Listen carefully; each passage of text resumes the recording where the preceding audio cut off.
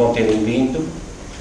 Estamos aqui hoje para lembrar Leonardo Coimbra, segundo os especialistas, o mais genuíno filósofo português. E eu começarei por dizer que o Leonardo Coimbra nasceu na Lixa, quem vai para Amarante, pela Estrada Nacional número 15, numa casa que hoje tem o seu nome, que está muito bem assinalada e também em muito bom estado de conservação. Pertence sempre à família, suponho até que foi sempre habitada. Vem de uma família, digamos, abastada. O pai dele era médico e também uma figura de relevo na terra, porque também tem o seu nome lá numa rua e numa praceta. E o Leonardo Coimbra é o segundo de 8 filhos, 8 irmãos, portanto.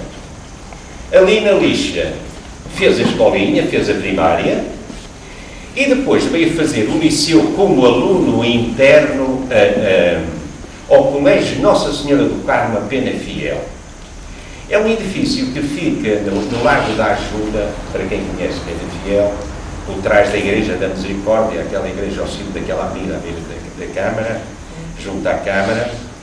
É um edifício bonito, assim como a frontaria da nobreza, assim, em granito, e onde hoje está instalado o Museu Municipal de Pena Fiel. Podem ir lá. Ele estudou ali, fez ali como aluno interno o liceu, mas ele não gostou nada daquilo. Aquilo foi uma desgraça. Aquilo para ele não era colégio nenhum, era mais um presídio. Isto são palavras dele, era um presídio com toda uma disciplina que fazia chorar e uma pedagogia assustadora. Vejam lá a memória com que este homem ficou daqui. Feito o liceu, vem a fazer os preparatórios para a universidade, aqui no Liceu Central do Porto, que funcionava a essa altura na Rua de São Bento da Vitória. E feitos os preparatórios, tem ele 16 anos, entra no curso de Matemáticas e Filosóficas da Universidade de Coimbra, onde vai andar 4 anos. Quer dizer, quase vai fazer o curso, não é? Mas passado 4 anos, tem ele 20, meteu-se-lhe na cabeça que o que ele queria seguir era a carreira de oficial da Marinha. E deixou a universidade e foi para Lisboa.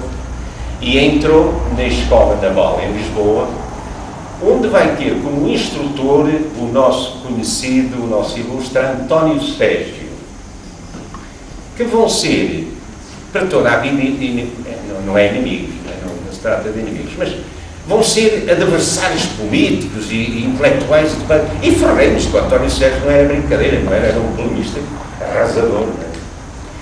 Em 1904, tem o Leonardo Coimbra, 21 anos, vai fazer o seu primeiro percurso, o seu primeiro longo percurso de instrução. Aquilo, a Escola Naval é militar, não é? Portanto, ele vai sair para o alto mar durante uns meses a fazer a instrução. E aquilo vai-lhe correr muito mal. Ele não vai gostar nada daquilo, os enjoos permanentes, ele quase o matam, ele quase que morre daquilo, e depois a angústia, né, de não poder fugir pelo navio fora e largar aquilo, ainda acaba a receita.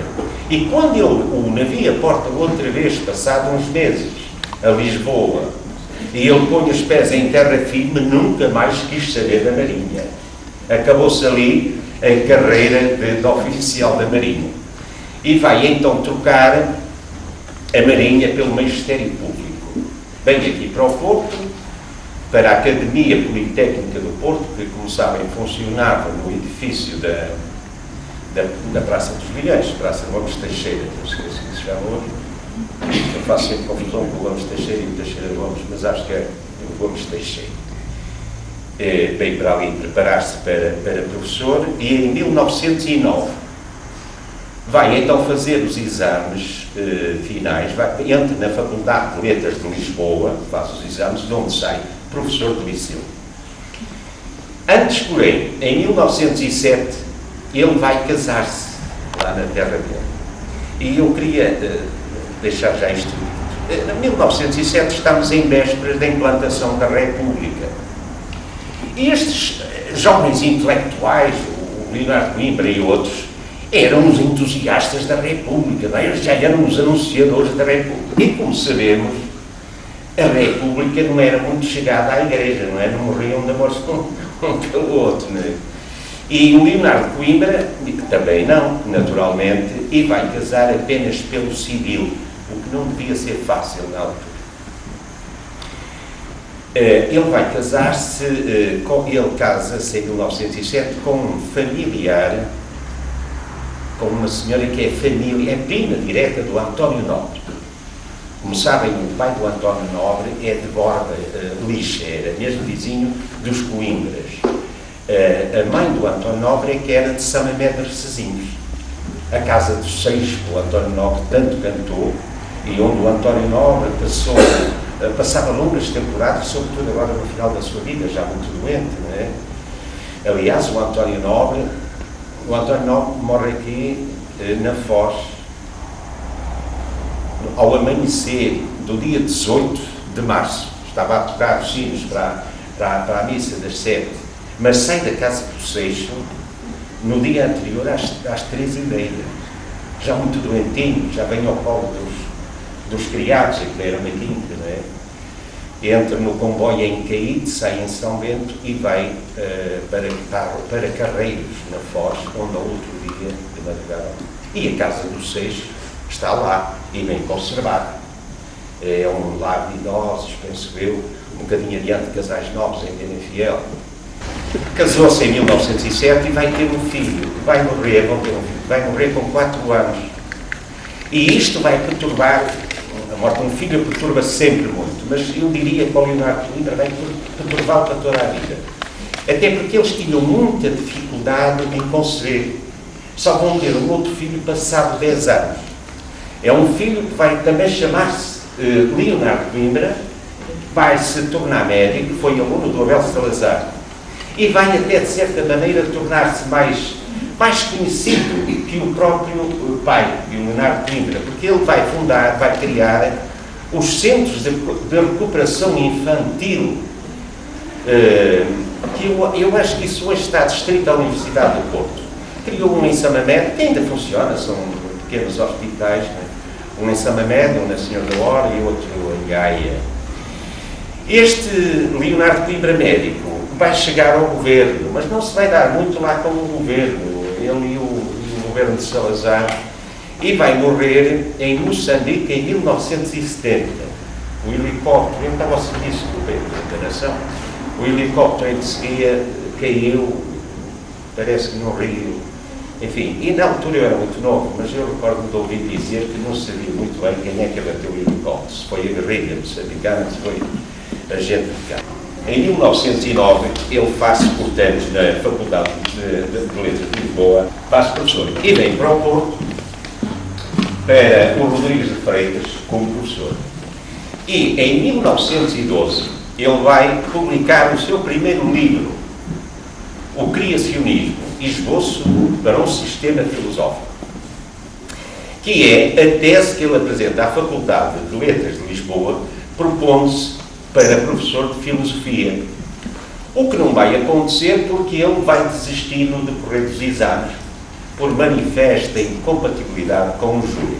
Isto não está publicado, mas, portanto, enfim, mas os especialistas, os leonardinos, e eu refiro-me aqui sobretudo ao Cónigo Ângelo Alves aqui do Porto, que é tido como a maior autoridade em Leonardo Coimbra, ele diz o seguinte: o criacionismo era um sistema filosófico genuíno, novo, absolutamente original. E aquilo era matéria na altura tão nova que o júri não estava preparado para avaliar aquilo. Isto por um lado. Por outro lado, o Leonardo Coimbra foi sempre assim uma personalidade frontal, não é? E isto cria impulsos. Muito direto, ele era muito direto, assim, um lutador, um orador, de gestos largos. Isto cria impulsos, cria antipatias, cria, em alguns casos, inimizades. E estas duas coisas juntas iam levar o júri a chumbar o Leonardo Coimbra. E o Leonardo Coimbra, para evitar essa humilhação, não é, do chumbo, desistiu. Desistiu, pronto, ficou sem essa competência, não é, sem essa possibilidade de ensinar. voltou para o seu lugar de professor no Rodrigues de Freitas. E aqui, no Porto, como professor do Rodrigues de Freitas, vai, juntamente com o Jaime Cortesão, Jaime Cortesão, que começava da zona de Coimbra, né, Ansá, Cantanhede, e fez-se médico na faculdade em Lisboa, mas que nunca exerceu, veio logo para o Porto para ensinar História no Rodrigues de Freitas. O Leonardo Coimbra mais o Jaime Cortesão vão criar a revista literária A Nova Silva. E depois vão chamar outras pessoas e vão criar a Sociedade de Ensino Popular. Nós estamos mesmo em vésperas da implantação da República. Estes homens já professam estas medidas, não é? Da República. Bom, criar a Sociedade de Ensino Os Amigos do ABC. E depois, em 1911, já a seguir à implantação da República, chamando outros, como o Teixeira de Pascoais, o Álvaro Pinto, o António Carneiro, o Augusto Casimiro, sei lá, são muitos, né? E vão fundar a Renascença Portuguesa, que vai ter como órgão de comunicação a revista Águia, e vai funcionar na rua, vai ter a sua sede, na rua Mártires da Liberdade, 174, que é um bocadinho acima da papelaria académica do Nuno Canavês. É um prédio que está bem assinalado, é muito bonito. E isto, meus amigos e minhas amigas, a Renascença Portuguesa, a revista Águia, isto não foi brincadeira nenhuma. Isto foi, muito pelo contrário, foi muito sério. Isto deu um impulso extraordinário aqui na cidade do Porto, uma alegria intelectual, cultural, porque a Renascença Portuguesa e a revista reuniu um extraordinário grupo de homens de grande valor intelectual, todos eles empenhados na cultura, no ensino popular, e por isso mesmo eles vão também fundar, vão criar as ditas universidades populares, onde eles ensinam, regem cursos, desdobram-se em palestras, em conferências. Tudo isto está publicado, é só uma questão de se procurar. Eu estou aqui, por exemplo, a lembrar-me das belíssimas palestras do Teixeira de Pascoais, que estão publicadas num livro da Assírio e Alvim, A Saudade do Saudosismo. Estes homens também faziam esta alegria, este movimento, procurando com isso colmatar ou preencher a lacuna, a falta aqui no Porto de uma faculdade de letras, que não havia. Fazia falta, estes homens sentiam essa falta, mas não havia. A Universidade de Coimbra tinha o peso que tinha, era muito ciosa, enfim, do seu poder, e não largava nada. Até que, em 1919, o Leonardo Coimbra vai para ministro da Instrução e vai aproveitar, enfim, o ensejo de ser ministro, mas vai também aproveitar uma certa polémica, um litígio que havia entre a Universidade de Coimbra e o Governo Central, e vai criar aqui no Porto a Faculdade de Letras do Porto. Isto não foi pacífico. Claro que não foi a Universidade, tinha muito poder, tinha muito peso. O Leonardo Coimbra também era um lutador, não largava nada. Isto dá uma polémica do tamanho do país, não é? E o Leonardo Coimbra vai sofrer dissabores para toda a vida. Até porque ele também não fez só isso. Ele vai para o governo e só está no governo 3 meses. Não é culpa dele. Nesta altura, a República, isto funcionava mal, não é? Aquilo era governo atrás de governo. Não é? Ele é ministro 3 meses, cria a Faculdade de Letras e depois vem do governo e vai reger a cadeira de Filosofia, para a qual até, como nós sabemos, nem está oficialmente autorizado, não está preparado, não tinha feito o exame. Mas ele faz mais, ele vai ser o diretor da Faculdade de Letras. Quer dizer, ele vai ao governo 3 meses, cria a Faculdade de Letras, vem do governo, torna-se diretor da Faculdade de Letras e dono da cadeira de Filosofia. Isto é uma violência, e eles não lhe perdoaram. Não lhe perdoaram, e a Faculdade de Letras nasce condenada, só funcionou 9 anos. É criada em 1919 e é extinta em 1928. Ela continua a funcionar, acho que até 31. Os alunos que estavam lá foram até ao fim, mas ela é extinta por decreto de 1928. No entanto, não demorou muito tempo para se dar conta de que o Leonardo Coimbra fez muito bem em criar a Faculdade de Letras e em tornar-se professor de filosofia. Porque ele foi um grande professor de filosofia, foi um mestre à imagem, sei lá, do Sócrates de Atenas. Tal como o Sócrates andava lá pelas ruas de Atenas, também ele andava aqui para citar o púlpito no meio dos seus alunos.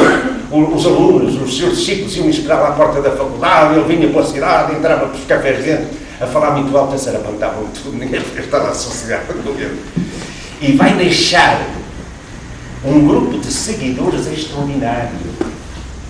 O Santana Dionísio, o Adolfo Casares Monteiro, mas muitos de um valor intelectual extraordinário que criaram o movimento da filosofia portuguesa, que eu suponho que ainda hoje, enfim, não estou por dentro, suponho que ainda hoje estamos a ter essa influência.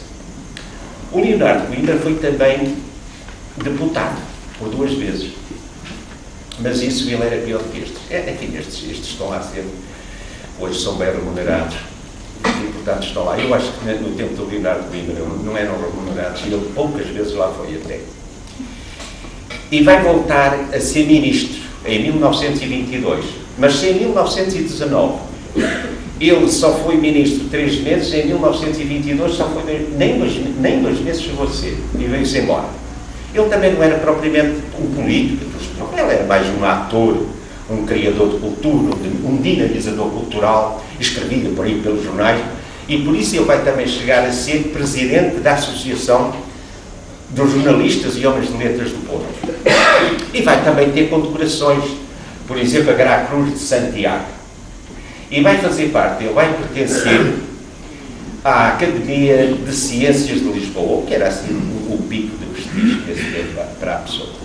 Como eu disse, o Leonardo Coimbra casou pelo civil apenas, mas ele vai ter uma conversão ao catolicismo.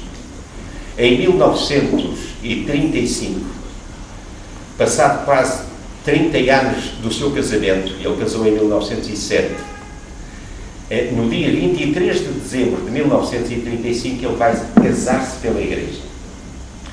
Vai casar na capela do Palacete das Pestanas, que é ao cimo da Rua do Almada, daquele edifício da esquina onde funcionou o governo civil. Por trás tem uma capela assim, original, não sei se é bonita, se não é, já vale a pena ir lá ver, e há outra razão até para ir lá ver.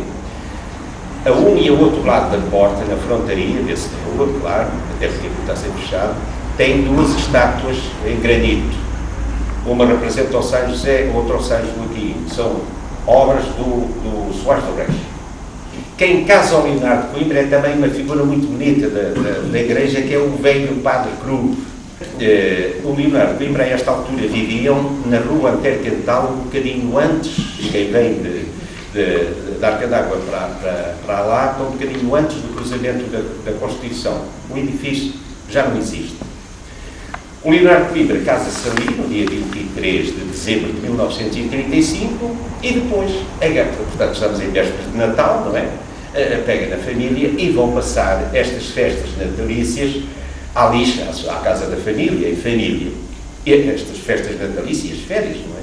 Pronto, lá fica. No dia do seu aniversário, ele nasceu em 30 de dezembro de 1883. Portanto, passados 52 anos, em 1935, por obrigações escolares, desloca-se de automóvel da Lixa ao Porto. E na descida de Baltar, entre Baltar e Gandra, vai ter um brutal despiste. O lugar está assinalado, há lá uma memória, uma placa de mármore com um pensamento, como escrito que é o pensamento dele, que é mais ou menos isto. Não é mais ou menos isto. O homem não é uma inutilidade no mundo feito, mas o obreiro de um mundo a fazer. Está lá a assinalar o lugar onde ele teve um brutal despiste. É levado para o Hospital de Santo António, mas, passado 3 dias, no dia 2 de janeiro de 1936, morre. O seu funeral, um cortejo até ao cemitério da Lapa, à igreja da Lapa, não é? Seguido por milhares de pessoas, segundo os jornais da altura, foi a maior manifestação de pesar que se viu até ali na cidade. No cemitério da Lapa, à boca da sepultura, o elogio fúnebre foi proferido por um dos seus mais fiéis seguidores, o Santana Dionísio. Foi sepultado no cemitério da Lapa e depois, passado aquele tempo que é estipulado, os seus restos mortais foram trasladados para a sua terra, para o cemitério da Lixa, onde, por sua própria vontade expressa, está sepultado em Campa Rasa. Muito obrigado.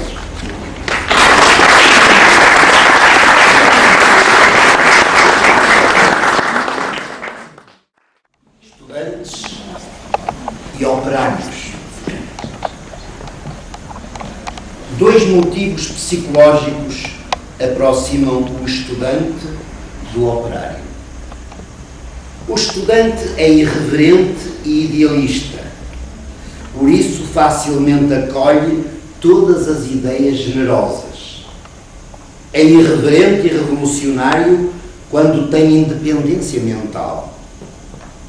O estudante conservador ou é por escravidão mental ou por vício de moralidade que leva a conceber a vida como um complexo de transigências e adaptações. Das forcas, onde ao vento da desgraça oscilassem de novo cadáveres envelhecendo. Peguem um cadáver, suspendam-lhe uma forca e em face dele perguntem então: quem há aí que aprove este horror? Este texto foi publicado na Tribuna, Diário Republicano da Manhã, Porto, 12 de março de 1922.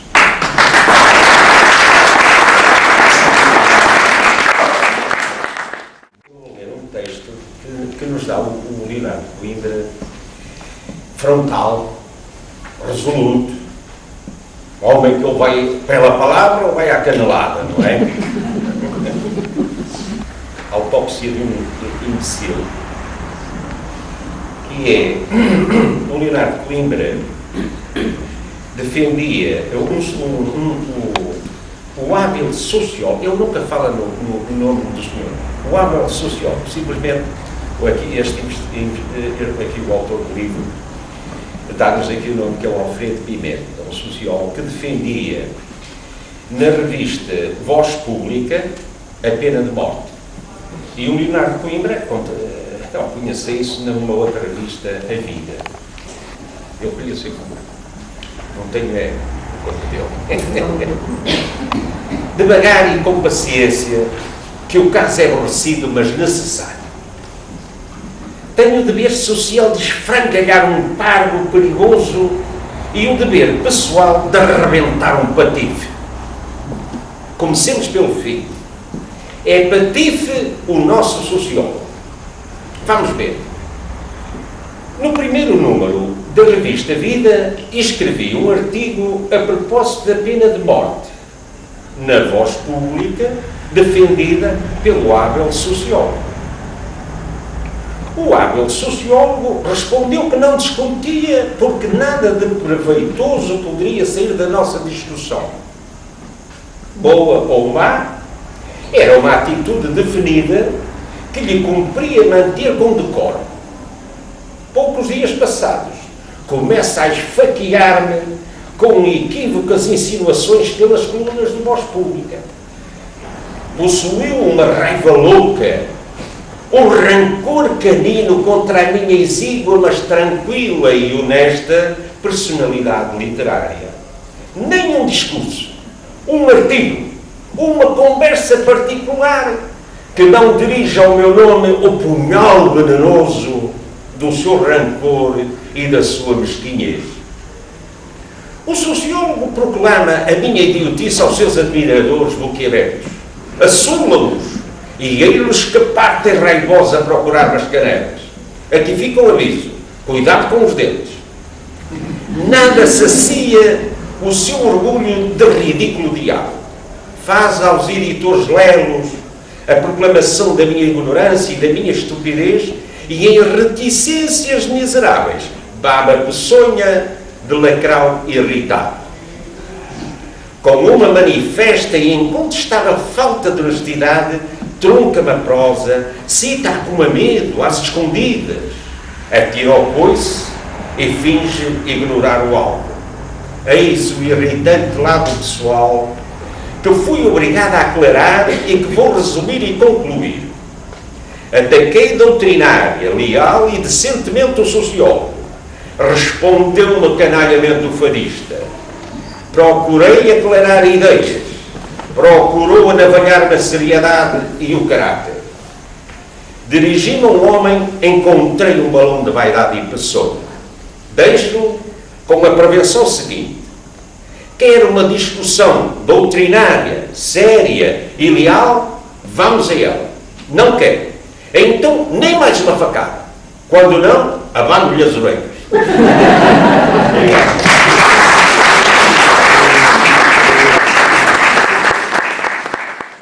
Para terminarmos, uma cantiga muito emblemática do Zeca Afonso, que também nestes convívios servirá como mote e como incentivo para trazermos mais amigos a estas iniciativas.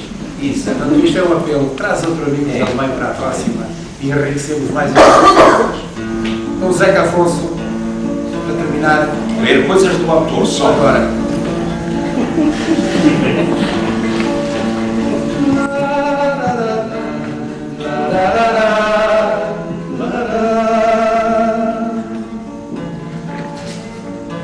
Amigo, maior que o pensamento,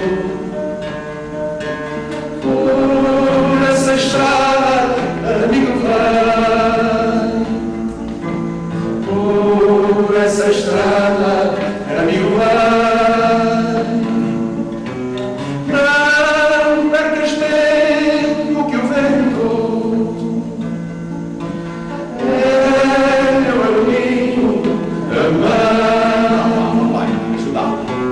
Não percas tempo que o vento é meu amigo, amar.